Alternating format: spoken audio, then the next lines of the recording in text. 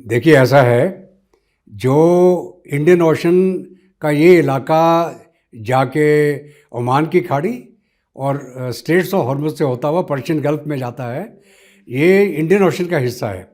लेकिन क्योंकि ये एक खाड़ी जाके बनती है जहाँ हॉर्मुज के रास्ते से जो चोक पॉइंट है, जो तकरीबन 31 किलोमीटर की चौड़ाई है टोटल की इसकी, और ये चला जाता है पर्शियन गल्फ के अंदर।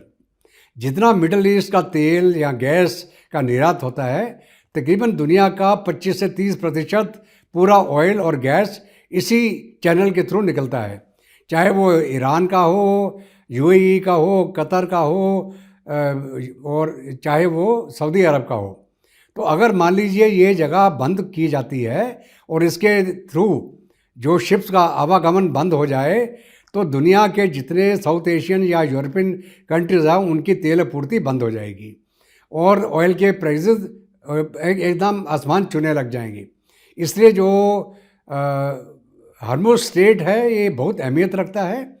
और ईरान का जो तटीय इलाका, जो कि इराक के जो दलदली इलाके से शुरू होता है और पाकिस्तान के बॉर्डर तक जाता है, ये तकरीबन 1800 किलोमीटर लंबा है। इस 1800 किलोमीटर के अंदर जो स्ट्रेट्स ऑफ हॉर्मुज है वो 165 किलोमीटर के करीब का इलाका बनता है, और जिसके अंदर जो चोक पॉइंट हैं जहाँ से शिप्स गुजर सकती हैं, जिसको हम वाटर चैनल बोलते हैं, उसकी चौड़ाई सिर्फ ज़्यादा से ज़्यादा 20-21 किलोमीटर की है। तो इसलिए बहुत अहमियत हो जाती है। कोई भी मुल्क अगर इसको बंद कर दे तो पूरी दुनिया के ऊपर इसका असर हो जाएगा, चाहे वो ईरान करे, चाहे ओमान करे, या किसी बाहर के माध्यम से, जैसे अभी अमेरिकन फोर्सेस लग के वहाँ पे शिपिंग को रोक रहे हैं, ख़ास करके ईरान की शिप्स को। तो इसकी बहुत बड़ी अहमियत हो जाती है। सर, हॉर्मुज खुलने पर जीत किसकी मानी जाए? देखिए ऐसा है कि हॉर्मुज लड़ाई से पहले खुला था, बिल्कुल बंद नहीं था। जो लॉ ऑफ द सी का एक यूनाइटेड नेशन का अनक्लोज करके जो एक समझौता है, उसके तहत कोई भी जो स्टेट्स हैं, चाहे वो मलक्का स्टेट हो, चाहे वो सुएज़ कनाल का इलाका हो, चाहे वो आपका जो रेड सी का इलाका है, इसको बंद नहीं किया जा सकता। हालांकि वहाँ का जो EEZ एक मुल्क का जो होता है कितने किलोमीटर, 12 किलोमीटर, 200 किलोमीटर, वो इसमें लागू नहीं होता है। उसी के तहत ये स्ट्रेट ऑफ हॉर्मुज खुला था जंग से पहले, जब इज़राइल और अमेरिका ने मिलकर हमला शुरू कर दिया ईरान के ऊपर। तो उसके पास में एक के प्रेशर पॉइंट था, जिसके माध्यम से पूरी दुनिया के अंदर ये जाहिर हुआ कि अगर ईरान हॉर्मुज स्ट्रेट को और पर्शियन गल्फ को बंद कर देता है तो दुनिया में हाहाकार मच जाएगा। उसी का इस्तेमाल करते हुए ईरान ने इसको बंद किया था। अभी जो समझौता हुआ था पिछली वार्ता के बाद इस्लामाबाद में, उसके अंदर जो शर्तें रखी गई थी ईरान के द्वारा कि साहब आप हमें मुआवजा दीजिए, आप हमारे जो एसेट्स हैं उसको डीफ्रीज करें, हमारा जो पैसा है वो वापस मिल जाना चाहिए हमको, और जो लेबनान के साथ में जंग चल रही है इसराइल की, उसका सीज़ फायर भी होगा, तभी हम स्टेट ऑफ हॉर्मुज को खोलेंगे। तो इसके बीच में वहाँ जंग चलती रही इसराइल और लेबनान के बीच में, हिजबुल्लाह के बीच में, इसलिए इन्होंने इसको बंद कर दिया था। और अभी क्योंकि वो सीज़ फायर हो गया है इसराइल और लेबनान के बीच में, 30-35 साल के बाद पहली बार वार्ता हुई है, और उसके बाद में 10 दिन का सीज़ फायर हुआ है, उसके चलते ईरान ने इसको खोला है।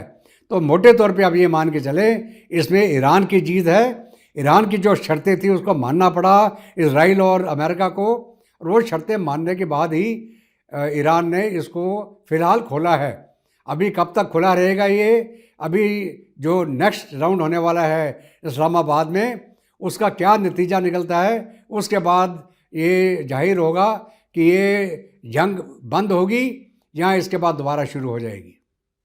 सर, क्या अमेरिका और ईरान का टकराव अब लंबे वक्त तक थम गया? देखिए ऐसा है कि ये जंग शुरू होने का कारण क्या था। 28 तारीख को जो हमले शुरू हुए, उससे पहले 26 तारीख को वार्ता चल रही थी जिनेवा में, और ये भी मानने को आया, जो अलग अलग सोर्सेज बता रहे थे, कि ईरान जो है वो बहुत हद तक अमेरिका की डिमांड्स को मानने को तैयार था। और उस वार्ता के दौरान ही इजराइल और अमेरिका ने हमला कर दिया और आयतुल्लाह खमानी उसमें मारे गए, और ईरान के जो 145 के करीब सीनियर कमांडर्स थे वो भी इसी हमले के अंदर मारे गए। इनका एम क्या था? इजराइल चाहता था कि सत्ता परिवर्तन हो जाए ईरान के अंदर, और अमेरिका क्या चाहता था कि ईरान न्यूक्लियर समर्थन बंद कर दे और ईरान न्यूक्लियर बम ना बना पाए। तो क्या आज के दिन में सत्ता परिवर्तन हुआ? नहीं हुआ। क्या ईरान का यूरेनियम आपने ले लिया? नहीं लिया। क्या आपने कोई चीज़ हासिल करी जो आप करना चाहते थे? क्या ईरान ने आपको नुकसान पहुंचाया कि नहीं पहुंचाया? तो अगर मोटे तौर पे अगर आकलन करें आप, तो जो पूरा नुकसान हुआ है, चाहे अमेरिका का हो चाहे ईरान का हो, अमेरिका और इजराइल का भी बहुत बड़ा नुकसान हुआ है। काफ़ी हद तक तबाही हुई है। अमेरिका की सारी मिलिट्री बेसिस जो आसपास थी, ईरान के 5-1 इनके जो बड़े बेसिस हैं उनके अंदर काफ़ी दबा के तबाही हुई है। हालांकि ईरान ने भी बहुत नुकसान सहा है। उनके नेवी के बड़े शिप्स को इन्होंने नुकसान पहुंचाया है, एयरफोर्स को काफ़ी नुकसान पहुंचाया है। लेकिन ईरान की जो क्षमता थी, उसकी मिसाइल पावर, उसकी ड्रोन पावर, वो वर्ल्ड क्लास है, उसका मुकाबला कोई नहीं है।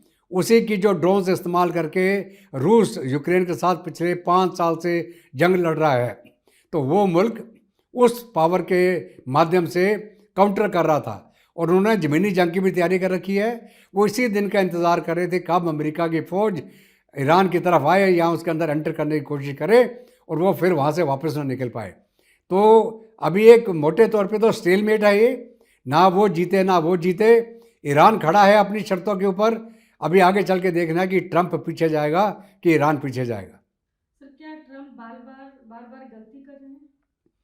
देखिए, ऐसा है कि ट्रंप की तो गर्दन फंसी हुई है। ट्रंप ने जो सोचा था कि जी मैं 4 हफ्ते में जंग ख़त्म कर दूंगा, हम जो अपने पूरे एम हासिल कर लेंगे, कुछ नहीं कर पाए वो। और अभी क्या हो गया कि पूरी दुनिया में हाहाकार मच गया। अमेरिका के अंदर कीमतें बढ़ने लग गई, हर एक जगह पे तेल की कीमतें बढ़ गई, अमेरिका के अंदर भी बढ़ गई।